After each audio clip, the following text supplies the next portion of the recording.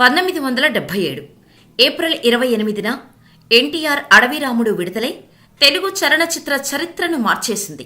ఒక్క హిట్ పడితే 3 ఫ్లాపులు అన్నట్టుగా ఎన్టీఆర్ కెరీర్ నడుస్తున్న టైంలో ఎన్టీఆర్ సినీ జీవితానికి అఖండ విజయాన్ని సాధించి పెట్టిన సినిమా అడవి రాముడు. ఎందుకంటే ఈ సినిమా సృష్టించినన్ని రికార్డులు ఎన్టీఆర్ తీసిన మరే సినిమా సాధించలేకపోయింది. అంతలా తెలుగు సినిమా రికార్డులన్నిటినీ తిరగరాసిన సినిమా అడవి రాముడు అనే చెప్పాలి. ఎన్టీఆర్, కె రాఘవేంద్రరావుల కలయికలో వచ్చిన మొదటి సినిమా. అంతేకాదండోయ్, ఇందులో నటించిన వారందరికీ స్టార్డమ్ను తెచ్చింది కూడా. ఈ అడవి రాముడిలో అనుసరించిన ఫార్ములాను ఇప్పటికీ తెలుగు సినిమా అనుసరిస్తూనే ఉంది. ఆ టైంలోనే సత్య చిత్ర నిర్మాతలైన సత్యనారాయణ, సూర్యనారాయణ, శోభన్ బాబుతో తహసీల్దార్ గారి అమ్మాయి, ప్రేమబంధం సినిమాలను నిర్మించింది. 3వ సినిమా ఎన్టీఆర్ గారితో తీద్దామని అనుకున్నారు. అన్నగారితో సినిమా అంటే మామూలు విషయం కాదు. కొత్తగా ఏదైనా ట్రై చేద్దాం అనుకున్నారు. అప్పటికే ఎన్టీఆర్, రాఘవేంద్రరావు కాంబినేషన్తో సినిమా ఎవ్వరూ తీయలేదు. మనం తీద్దాం అనుకున్నారు. సత్యనారాయణ, సూర్యనారాయణ. దీనికి కారణం కూడా ఉంది. ఎన్టీఆర్ అంటే దర్శకుడు కె రాఘవేంద్రరావుకు అమితాభిమానం. 1965లో ఎన్టీఆర్ హీరోగా రూపొందిన పాండవ వనవాసము చిత్రం ద్వారానే రాఘవేంద్రరావు అసోసియేట్ డైరెక్టర్గా సినీ జీవితం ప్రారంభించారు. అప్పటి నుంచి ఎన్టీఆర్తో ఎప్పటికైనా సినిమా తీయాలని తప్పించేవారు. కానీ ఆ అవకాశం రాలేదు. శోభన్ బాబుతో 1975లో దర్శకుడైన రాఘవేంద్రరావు గారు ఆ తర్వాత జ్యోతి, కల్పన వంటి సినిమాలు తీసి మంచి హిట్ డైరెక్టర్ అనే పేరు సంపాదించుకున్నారు. అయినప్పటికీ ఎన్టీఆర్తో తీసే అవకాశం రాలేదు. ఎలాగైనా ఎన్టీఆర్ సినిమాకు దర్శకత్వం వహించాలని అనుకునేవారు రాఘవేంద్రరావు గారు. చిత్ర నిర్మాతలు సత్యనారాయణ, సూర్యనారాయణతో రాఘవేంద్రరావుకు సత్సంబంధాలు ఉన్నాయి. ఎందుకంటే రాఘవేంద్రరావు తండ్రి కెఎస్ ప్రకాశ్రావు దర్శకత్వంలో తహసీల్దార్ గారి అమ్మాయి సినిమాతోనే సత్య చిత్ర సంస్థ మొదలవటం వారితో మంచి బంధం ఉంది. ఇలా నిర్మాతలను కలిసినప్పుడల్లా ఎన్టీఆర్తో సినిమా తీస్తే అలా తీస్తా, ఇలా తీస్తా అని వారికి చెప్పేవారు. ఇలా ఆయనలోని తపన చూసిన ఆ నిర్మాతలిద్దరూ ఎన్టీఆర్ కాల్ షీట్ ఇస్తే తప్పకుండా నువ్వనుకున్నట్టుగానే సినిమా తీద్దామన్నారు. నిర్మాతలు ఇద్దరూ ఎన్టీఆర్ దగ్గరకు వెళ్లి డేట్స్ అడిగారు. ఎన్టీఆర్ కూడా డేట్స్ ఇచ్చారు. కానీ అనుకోకుండా ఎన్టీఆర్ దానవీర సూరకర్ణ సినిమా చేయాల్సి వచ్చింది. పైగా ఆ సినిమాను సంక్రాంతికి విడుదల చేయాలనుకోవడంతో అడవి రాముడికి ఇచ్చిన డేట్స్ క్యాన్సిల్ చేసి దానవీర సూరకర్ణ పూర్తయిన వెంటనే బల్క్ డేట్స్ సత్యచిత్ర సంస్థకు ఇచ్చారు. ఇలా 1977 జనవరి 9న మద్రాసులోని ఓ హోటల్లో అడవి రాముడు షూటింగ్ ప్రారంభమైంది. జయప్రద, జయసుధ ఎన్టీఆర్ సరసన హీరోయిన్స్ గా నటించారు. వీరి కాంబినేషన్లో వచ్చిన తొలి చిత్రం ఇదే. ఇక అంతా ఓకే చేసుకున్న టీం భరతమాత బిడ్డగా విద్యుక్త ధర్మాన్ని నిర్వర్తిస్తాను అని ఎన్టీఆర్ ముహూర్తపు షాట్లో తొలి డైలాగుతో అడవి రాముడి సినిమా మొదలుపెట్టారు. ఈ సన్నివేశం మినహా మిగతా సినిమా అంతా అవుట్డోర్లోనే తీశారు. కర్ణాటక, తమిళనాడు రాష్ట్రాల్లో ఉన్న మధుమలై అటవీ ప్రాంతంలో షూటింగ్ చేశారు. దాదాపు 35 రోజుల పాటు అడవుల్లోనే ఎన్టీఆర్ మీద సన్నివేశాలు చిత్రీకరించారు. మొదటిసారి ఎన్టీఆర్ సినీ కెరీర్లో మద్రాస్ దాటి 35 రోజుల పైగా షూటింగ్ చేసిన మొదటి సినిమా అడవి రాముడే. ఆ సినిమా షూటింగ్ మొత్తం మధుమలై ఫారెస్ట్ లో జరిగింది. సినిమా విషయంలో ఎక్కడా రాజీ పడలేదు. నిర్మాతలు అడవిలోనే భారీగా సెట్స్ నిర్మించారు. ఎన్టీఆర్ కెరీర్లో తొలి cinema scope east men colour చిత్రంగా చిత్రీకరణ మొదలుపెట్టారు. సినిమా కోసం మద్రాసు చిత్ర సర్కార్ నుంచి 3 ఏనుగులను ఈ సినిమా కోసం తీసుకువచ్చి వాటితో నటింపచేశారు. ఈ ఏనుగుల కారణంగా హీరోయిన్లకు 2 ప్రమాదాలు కూడా జరిగాయి. ఏనుగుల మీద కూర్చున్న జయప్రద, జయసుధలను ఏనుగులు కింద పడేయటంతో జయప్రద అయితే ఏకంగా స్పృహ తప్పిపోయింది. ఆ తర్వాత రోజు కూడా మరో ప్రమాదం. ఘాట్ రోడ్డు మీద వెళ్తుంటే టాంగా చక్రం ఊడిపోవటంతో జయప్రద కింద పడిపోయింది. దీంతో జయప్రద గారి పక్కటెముకలకు దెబ్బలు కూడా తగిలాయట. ఇలా ఈ సినిమా షూటింగ్ చేసేటప్పుడే జనం కథలుగా సినిమా గురించి చెప్పుకునేవారు.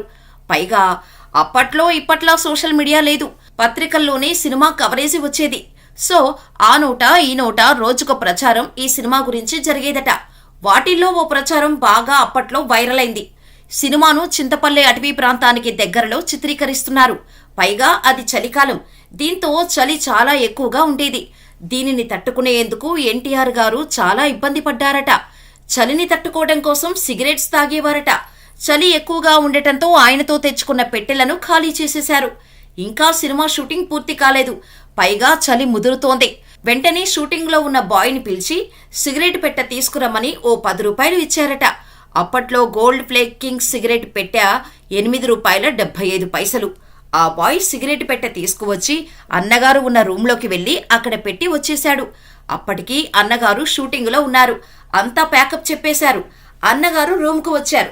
టేబుల్పై సిగరెట్ పెట్టె ఉంది, కానీ మిగిలిన చిల్లర కనిపించలేదు. దీంతో ఎన్టీఆర్ గారు వెంటనే మేనేజర్ను పిలిచి బాయ్ ఎక్కడా అని సీరియస్ అయ్యారట. అంతే, ఏదో జరిగిపోయిందని అందరూ కంగారు పడిపోయారట. డైరెక్టర్, నిర్మాత సహా అందరూ పొలోమంటూ అన్నగారి రూమ్ దగ్గరకు పరిగెత్తుకు వెళ్లారు. వారిలో బాయ్ కూడా ఉన్నాడు. బాయ్ని చూసిన అన్నగారు బాయ్ని దగ్గరకు పిలిచి చిల్లరేది అని అడిగేసరికి చెమటలు పట్టిన బాయ్ జేబులో దాచుకున్న రూపాయి పావలా తీసి అన్నగారి టేబుల్పై పెట్టి క్షమాపణలు చెప్పి వెళ్లిపోయాడట. ఎన్టీఆర్ రూపాయి పావలా కోసం ఇలా చేయడమేంటి అని అందరూ అనుకున్నారట. అంతేకాదు, ఎన్టీఆర్ పిస్నారి, అన్నగారు పిస్నారి అంటూ ఆయన వెనక గుసగుసలాడుకోవటం, ఇలా ఈ విషయం అందరికీ తెలిసి అన్నగారు పిస్నారి అనే ముద్ర పడిపోయింది. ఆ తర్వాత కాలంలో తాతినేని రామారావు సినిమా షూటింగులో ఉన్నప్పుడు అన్నగారు దీనిపై వివరణ ఇచ్చారు. చిల్లర నాకు పెద్ద విషయం కాదు, కానీ డబ్బుల విలువ ముఖ్యం. మన దగ్గర పనిచేసే వాళ్లకు కూడా డబ్బులు విలువ తెలియాలి, అందుకే అలా చేశా అని చెప్పుకొచ్చారట. అయినప్పటికీ ఎన్టీఆర్ పిస్నారి అనే ముద్ర రాజకీయాల్లోకి వచ్చిన తర్వాత కూడా పోలేదు. పిస్నారి అనే మాట మాత్రం పోలేదు.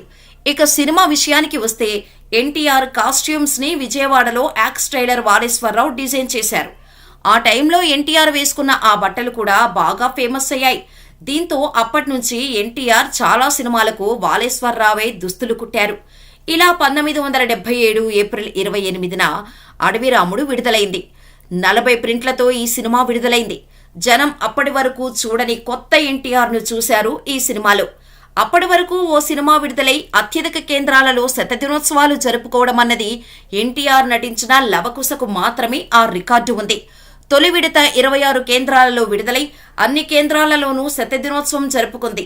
ఆ పైన తర్వాత బ్యాచ్లతో కలిపి ఆ సినిమా 72 కేంద్రాలలో 100 రోజులు ప్రదర్శితమైంది. తెలుగునాట తొలి వజ్రోత్సవ చిత్రంగా రికార్డు సృష్టించింది లవకుశ. మళ్లీ అన్ని విధాలా ప్రదర్శితమైన పౌరాణిక చిత్రం మరొకటి కానరాలేదు. ఆ సినిమా తర్వాత తొలి విడతలో అత్యధిక కేంద్రాలలో శతదినోత్సవం జరుపుకున్న చిత్రంగా అడవిరాముడు చరిత్ర సృష్టించింది. ఈ చిత్రం 32 కేంద్రాలలో శతదినోత్సవం జరుపుకుంది. మలి విడతలో మరో 8 కేంద్రాలలో 100 రోజులు పూర్తి చేసుకుంది. ఈ చిత్రం 16 కేంద్రాలలో రజతోత్సవం, 8 కేంద్రాలలో ద్విశతదినోత్సవం, 4 కేంద్రాలలో స్వర్ణోత్సవం జరుపుకుంది. తెలుగు సినిమాను పంపిణీ చేసే ప్రాంతాలైన ఆంధ్ర, సీడెడ్, నైజాం, ఉత్తరాంధ్ర ఏరియాల్లో ఈ సినిమా స్వర్ణోత్సవం ఆడటం విశేషం. ఆంధ్రాలో విజయవాడ, సీడెల్లో కర్నూల్, నైజాంలో హైదరాబాద్, ఉత్తరాంధ్రలో వైజాగ్లోనూ ఈ సినిమా 365 రోజులు ప్రదర్శితమై ఈనాటికి ఈ 4 ప్రాంతాల్లో ఒకేసారి స్వర్ణోత్సవం జరుపుకున్న ఏకైక చిత్రంగా అడవిరాముడు నిలిచే ఉంది. ఈ చిత్రం ఆ రోజుల్లో 4 కోట్ల రూపాయలు వసూలు చేసింది. ఈ మొత్తాన్ని ప్రస్తుత గణాంకాలకు అన్వయిస్తే దాదాపు 700-800 కోట్లతో సమానమని గణాంక నిపుణుల అంచనా. అంటే ఈనాటి ఆల్ టైమ్ హిట్గా నిలిచిన బాహుబలి ది కంక్లూజన్ కంటే అధికం. బాహుబలి తెలుగు వర్షన్ వసూళ్లు 300 కోట్ల రూపాయలకు పైగా అని చెబుతున్నారు. ఇక అడవిరాముడు ఆ తర్వాత రిపీట్ రన్స్లోనూ చరిత్ర సృష్టించింది. అప్పుడు కూడా కనకవర్షం కురిపించింది. ఇక ఈ చిత్రంలో జంతువులతోనూ తగిన నటన రాబట్టుకోవటం మరింత ఆశ్చర్యం కలిగిస్తుంది. ఆ రోజుల్లో దక్షిణాదిన నెంబర్ 1 చిత్రంగా నిలిచింది అడవిరాముడు. పాటలను అందంగా చిత్రీకరించే రాఘవేంద్రరావు గారు అడవిరాముడులో ప్రతి పాటను ఒక్కో పద్ధతిలో చిత్రీకరించారు. తొలిపాట కృషి ఉంటే మనుషులు ఋషులవుతారు పాటను సందేశాత్మకంగా, తర్వాత అమ్మతోడు అబ్బతోడు పాటలో కాసింత కొంటెతనాన్ని మిళితం చేసి నాయికను ఆట పట్టించేలా తెరకెక్కించారు. ఈ పాటలో 3 ఏనుగులు కూడా పాలు పంచుకోవడం విశేషం. ఇక మూడో పాట ఆరేసుకోబోయి పారేసుకున్నానులో కాసింత శృంగార రసం చిలికింది. 4వ పాట ఎన్నాళ్లకెన్నాళ్లకును చిత్రీకరించిన తీరు ఆ రోజుల్లో అబ్బురపరిచింది. ఈనాటికి తెలుగు చిత్రసీమలో ఈ తరహా గ్రూప్ సాంగ్ రాలేదంటే అతిశయోక్తి కాదు. 5వ గీతంగా రూపొందిన కుక్కు కుక్కు కోకిలమ్మ పెళ్లికి అన్న దానిని తెరపై ఆవిష్కరించిన తీరు, అందుకు గాను సంగీత దర్శకుడు కెవి మహదేవన్ నుండి రాఘవేంద్రరావు రాబట్టిన స్వరకల్పన అద్భుతమనిపిస్తోంది. ఎన్టీఆర్ మారువేషాలకు పెట్టింది పేరు. దాంతో చివరిలో వచ్చే చూడరా చూడరా ఒకచూపు పాటలో రామారావుతో సులేమానుగా ఓ మారువేషం వేయించారు. ఆ పాటలోనూ పెద్ద సంఖ్యలో ఏనుగులు పాల్గొనడం విశేషం. వేటూరి సుందర్రామూర్తి రాసిన ఈ పాటలన్నీ ఆ రోజుల్లో విశేషాదరణ పొందాయి. ఈ చిత్రానికి రచన చేసిన జంధ్యాలకు మంచి పేరు వచ్చింది. ఈ సినిమాలో విలన్ గా చేసిన నాగభూషణం నోట వచ్చే చరిత్ర అడక్కు చెప్పింది విను లాంటి డైలాగులు జనం నోట నానుడిగా మారటంతో మాటల రచయిత జంధ్యాల రాతే మారిపోయింది. తర్వాత రోజుల్లో డైరెక్టర్ గానూ మారారు. ఇక వేటూరి టాప్ లిరిసిస్ట్ గా, సలీం స్టార్ డాన్స్ మాస్టర్ గా ఎదిగిపోయారు. అప్పట్లో మూసివేయాలి అనుకున్న లక్ష్మీ ఫిలిమ్స్ పంపిణీ సంస్థ ఈ చిత్ర విజయంతో ఆ తర్వాత కాలంలో తెలుగు సినిమా ఇండస్ట్రీకే ఇన్వెస్ట్మెంట్ బ్యాంకులాగా ఎదిగిన వీర విహారం చేసింది. ఇలా ఎందరో జీవితాలను మార్చివేసింది ఈ చిత్రం. అంతేకాదు, షోమెన్ ఆఫ్ ఇండియాగా పేరున్న ప్రముఖ హిందీ సినీ నట, దర్శక, నిర్మాత రాజ్ కపూర్ సైతం అడవిరాముడు చూసి ఆశ్చర్యపోయారు. అఖండ విజయం సాధించిన ఈ చిత్రానికి విజయవాడలో జరిగిన శతదినోత్సవానికి హిందీ సూపర్ స్టార్ దిలీప్ కుమార్ వస్తే, మద్రాస్ తాజ్ కోరమండల్ హోటల్లో జరిగిన ద్విశత దినోత్సవానికి రాజ్ కపూర్ ప్రత్యేకంగా హాజరయ్యారు. ఆ సభలో రాజ్ కపూర్ మాట్లాడుతూ, సినిమాలో జననాయకుడిగా ఎదిగిన హీరో కోసం ఒక్కో గుడిసె నుంచి ఒక్కొక్కరుగా సామాన్య జనం రావటాన్ని, టాప్ యాంగిల్ క్రెయిన్ షాట్లో చూపించిన వైనాన్ని ప్రత్యేకంగా ప్రస్తావించి మరీ రాఘవేంద్రరావును మెచ్చుకున్నారు. చిత్రీకరణ పద్ధతిలోనే హీరో స్థాయిని తెలిపేలా షాట్ పెట్టడంలో టెక్నీషియన్గా రాఘవేంద్రరావు పనితనం కనపడిందని మెచ్చుకున్నారు. ఈ చిత్రం వచ్చి 47 అవుతున్నా ఇప్పటికీ ఈ చిత్రంలోని సన్నివేశాలు, పాటలు ఇప్పటికీ ప్రజలను అలరిస్తున్నాయి అంటే కె రాఘవేంద్రరావు గారి కమర్షియల్ దర్శకత్వ ప్రతిభకు అది నిదర్శనం. ఈ చిత్రం మరో 47 తర్వాత కూడా తెలుగు సినిమా అభిమానుల్ని ఇదే స్థాయిలో అలరిస్తుంది అనడంలో సందేహం లేదు.